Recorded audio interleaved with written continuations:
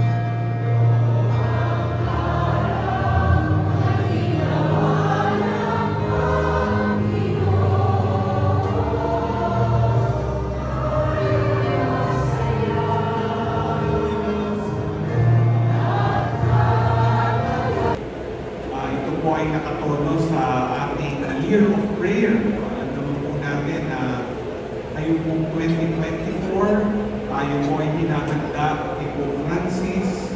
Ang tawag nga po tayo mga Pilgrims of Hope journey to next year, which is the Great Jubilee of the Church, 2025. And the Universal Church truly celebrates this Great Jubilee, and we are hopeful for many more years as God's family. I'd like to reflect with you on this year of prayer on three aspects of prayer. The first one, our prayer to God. Why do we pray to God? I think it's common sense.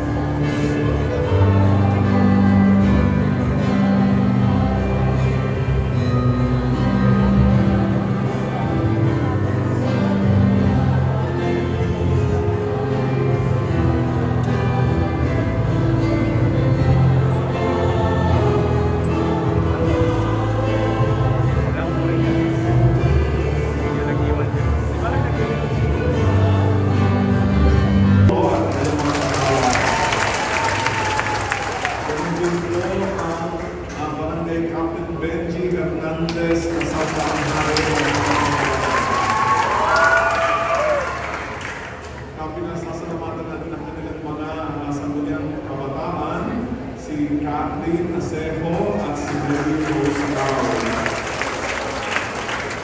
Maraming salamat po ating mga tanod at yung mga napupuno po sa ating traffic control, mga peace and order, si Benino Julio. Maraming salamat po.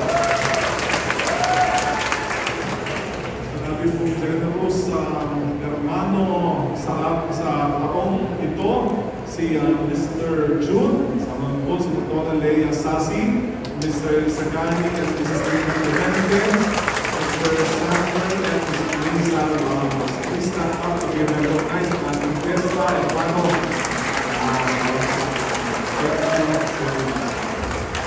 Ang ating Pesta Committee, Steering Committee, pinutunuan po ni Brother Rodel Castro sa ating Pastor Council Secretary Lady. Kung mga various activities na po natin.